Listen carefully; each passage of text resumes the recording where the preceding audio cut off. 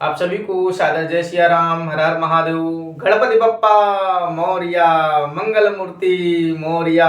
कैसे हैं आप लोग? आशा करते हैं आप लोग अच्छे होंगे, स्वस्थ होंगे, मस्त होंगे। मैं आचार्य विवेक पांडे, मेरे यूट्यूब चैनल में आप सभी का बहुत बहुत स्वागत है, सभी का अभिनंदन है। आज हम इस वीडियो में बात करेंगे कि माघ मास के कृष्ण पक्ष में पड़ने वाला जो गणेश संकष्टी व्रत है, अथवा जिसको हम लोग सकट के नाम से जानते हैं, या तिलवा चौथ के नाम से जानते हैं, या संकष्टी चौथ के नाम से इस व्रत को जानते हैं। तो इस व्रत के से संबंधित संपूर्ण जानकारी आपको इसी वीडियो में प्राप्त हो जाएगी। चौथ तिथि कब से कब तक है, इस व्रत को कौन कौन कर सकता है, इस व्रत को कैसे किया जाए, संपूर्ण जानकारी आपको इसी वीडियो में मिलेगी। आप लोगों को ये वीडियो अगर अच्छा लगे तो आप लोग इस वीडियो को अधिक से अधिक शेयर करिएगा, लाइक करिएगा और कमेंट बॉक्स में गणपति बप्पा मौर्या जय जय सिया राम अवश्य लिखिएगा। तो अब हम बात करेंगे इस व्रत का महत्व क्या है, यह व्रत विशेष करके किस लिए करना चाहिए। तो यह जो व्रत है, यह व्रत संतान प्राप्ति की कामना के लिए किया जाता है, या जो संतान युक्त माताएं होती हैं अपने संतान के सर्वांगीण विकास के लिए, अपने बच्चों के लिए उत्तम भविष्य के लिए, उज्जवल भविष्य के लिए, इन समस्त कामनाओं को लेकर के यह व्रत करती हैं। कहीं कहीं लोकाचार की परंपरा में इसको हमारी जो कुमारी बहनें हैं ये वो लोग भी जो है यह व्रत करती हैं। तो वो लोग अपने उत्थान के लिए और अपने उज्जवल भविष्य की कामना को लेकर के और गणेश जी की विशेष कृपा प्राप्ति के लिए यह व्रत करती हैं।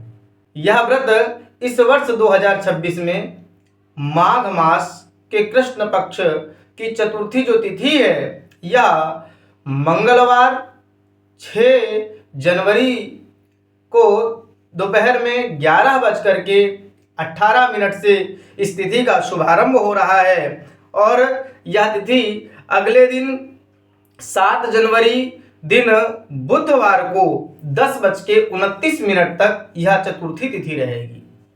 अब देखिए, कुछ व्रत होते हैं जिसमें उदया काल की तिथि ली जाती है, कुछ व्रत होते हैं जिसमें प्रदोष काल की जो है तिथि ली जाती है, कुछ व्रत ऐसे होते हैं जिनमें रात्रि व्यापनी जो तिथि होती है वो तिथि ली जाती है। तो यह जो गणेश चतुर्थी का व्रत है यह रात्रि व्यापनी व्रत है।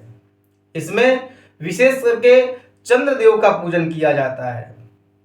पूजन की विधि क्या है, हमें पूजन कैसे करना चाहिए और व्रत कैसे रखना चाहिए। देखिए, सबसे पहले तो ये नियम है कि निर्जला व्रत इसका किया जाए।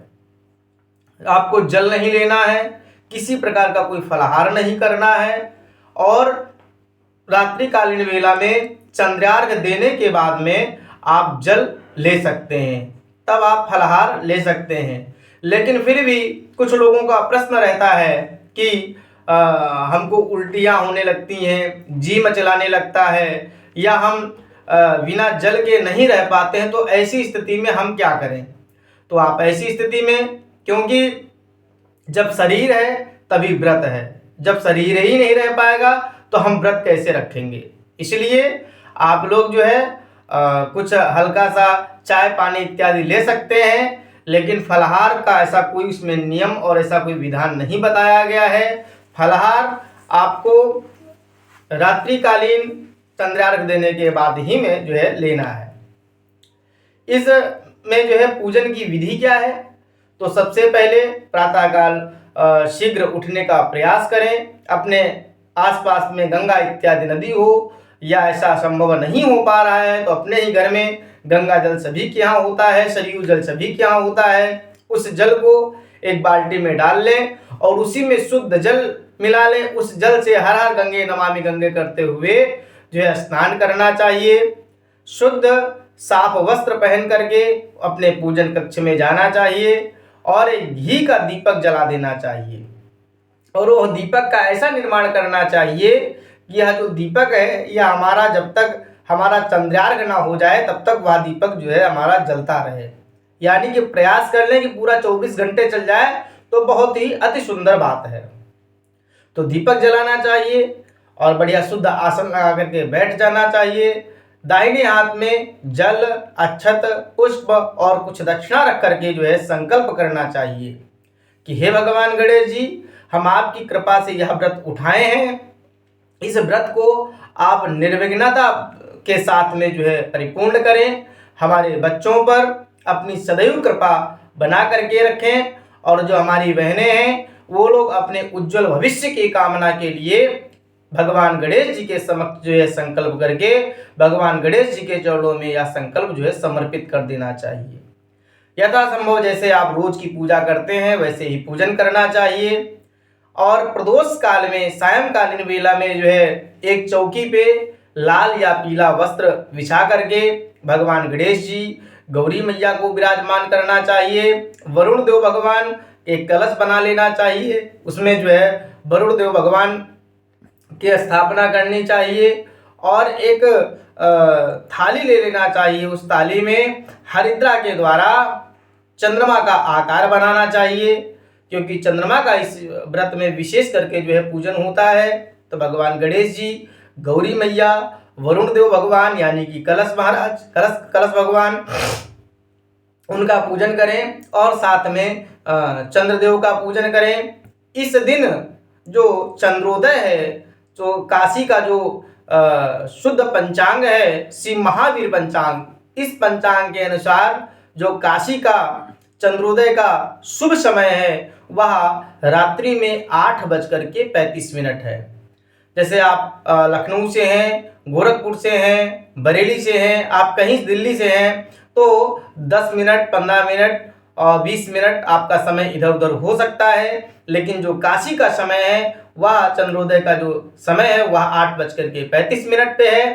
तो आप लोग जो है पूजन करें और जब तक चंद्र महाराज ना निकले तब तक उनकी जो है आप प्रतीक्षा करें और वो जब निकल आवे तो जो है अपने छत पे जा कर के उनको जो है अर्घ देना चाहिए। और आज का जो जैसे जो मौसम खराब चल रहा है, अगर ऐसी स्थिति में चंद्रमा का दर्शन नहीं हो पा रहा है तो आपने जो अपनी थाली में चंद्रदेव का जो निर्माण किया है उसी के पास में खाली पात्र रखें, उसी में जो है दूध का अर्घ देना चाहिए। चंद्रमा को दूध का जो है दूध और उसमें थोड़ा सा अक्षत डाल लें, उसका जो है उनको अर्घ देना चाहिए और उसके बाद में फलाहार करना चाहिए।